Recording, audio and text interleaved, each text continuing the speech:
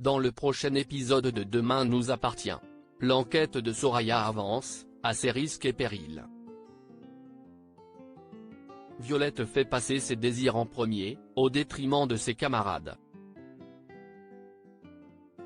Roxane offre à Manon une bouffée d'air frais. Attention, les paragraphes qui suivent contiennent des spoilers sur l'épisode de Demain nous appartient diffusé demain soir sur TF1. Si vous préférez ne rien savoir, ne lisez pas la suite. Jeudi 30 mai dans Demain nous appartient. Gabriel finit par croire Soraya après avoir passé une énième nuit chez Grégory, sans se douter qu'il séquestre quelqu'un chez lui. Nour part au travail. Dès qu'elle est partie, Grégory met la musique à fond, puis prépare un petit déjeuner pour l'homme qu'il séquestre dans une pièce cachée derrière sa cuisine. Il lui apporte, mais l'homme en question ne veut rien manger. Il rappelle à Grégory qu'il ne va pas pouvoir le garder indéfiniment. Au même moment, quelqu'un sonne. L'homme crie à l'aide, mais Grégory le bâillonne. Après avoir tout refermé derrière lui, il va ouvrir à Gabriel venu lui rendre son jeu vidéo. Ce dernier pense avoir entendu des voix. Grégory prétend avoir allumé par erreur sa radio. Mais Grégory voit bien qu'il essaye de cacher quelque chose. Grégory se rend ensuite au commissariat où il est convoqué par Martin. Le commandant de police prétend vouloir l'interroger pour essayer de recouper l'agression dont il a été victime avec une autre agression récemment signalée. Grégory répète qu'il a travaillé chez lui toute la journée, oublié son téléphone quand il est sorti s'acheter à manger, puis s'être fait agresser dans une petite rue près du théâtre par quelqu'un qui a voulu lui voler son portefeuille, sans succès. Martin évoque également la main courante déposée pour conflit de voisinage à cause de nuisances sonores. Grégory comprend alors qu'il a été convoqué à cause de Soraya. Il décide de porter plainte contre elle et Victoire pour violation de domicile, racontant les avoir pris en flagrant délit d'effraction dans sa cave. Au cabinet, Raphaël est mis au courant de la plainte par Martin et en informe aussitôt Soraya. Gabriel se joint à leur conversation, avouant qu'il a trouvé Grégory étrange quand il est passé le voir dans la matinée. Il pense finalement que sa petite amie avait raison depuis le début. Soraya et Victoire se retrouvent pour déjeuner au mât. Elle suppose que Grégory séquestre quelqu'un dans son appartement, mais elles ignorent où. Soraya ne comprend pas comment Nour n'aurait pas pu le voir alors qu'elle passe tout son temps là-bas depuis quelques jours.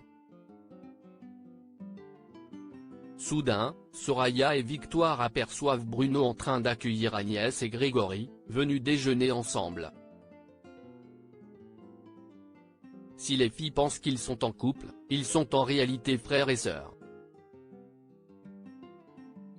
Soraya et Victoire décident de quitter les lieux, tandis que Bruno s'occupe d'Agnès et Grégory. Ce dernier remarque d'ailleurs que sa sœur se fait draguer par le serveur.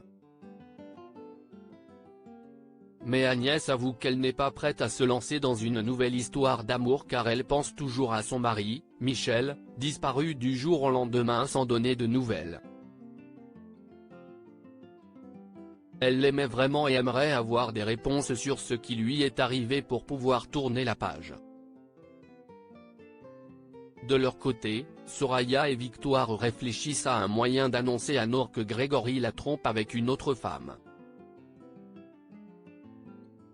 Soraya craint toutefois de braquer sa petite sœur.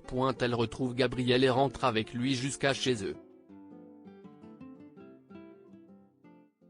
Soraya avoue être soulagée qu'ils soient enfin sur la même longueur d'onde. Au pied de leur immeuble, Gabriel arrête Soraya pour lui confirmer qu'il la croit. Au même moment, un pot de fleurs chute d'un des étages.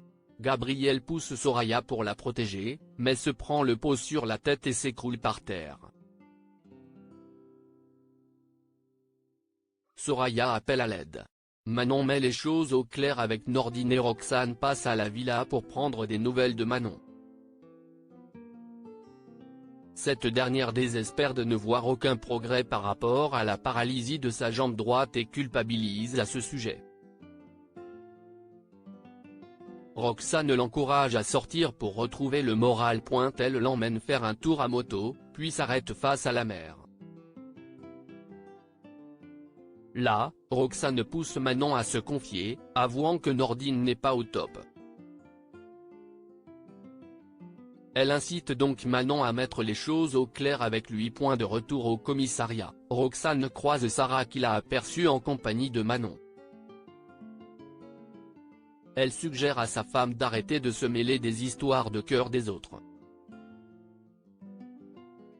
Mais Roxane est trop triste de voir Nordine et Manon séparés. Plus tard, Manon appelle Nordine afin de s'excuser d'avoir été si dure avec lui parce qu'elle était en colère. Touché, Nordine se montre compréhensif. Il propose de venir la voir après le boulot, confessant qu'elle lui manque. Mais Manon déclare qu'elle ne veut plus qu'ils se remettent en couple. Violette priorise ses désirs au lycée. Violette veut organiser une réunion pour l'association. Elle essaye de trouver un créneau avec Bastien en se basant sur l'emploi du temps de Jordan pour être sûre que son crush sera là. Un peu plus tard, Violette croise Jordan et lui demande confirmation pour la réunion. Celui-ci explique qu'il n'est pas disponible car il donne des cours de soutien en français pour aider les premières qui passent le bac. Violette décide d'y aller. Violette charge donc Jack et Ryan de s'occuper du tri et de la vente de vieux livres à sa place afin de se rendre en cours de soutien, alors qu'elle n'en a pas du tout besoin. En classe, elle constate que Bastien est déjà présent. Ce dernier ne peut s'empêcher de se moquer d'elle gentiment. Pour le cours de soutien, François organise un système de mentorat. Il met Violette en binôme avec un autre garçon que Jordan, au grand désespoir de la jeune fille.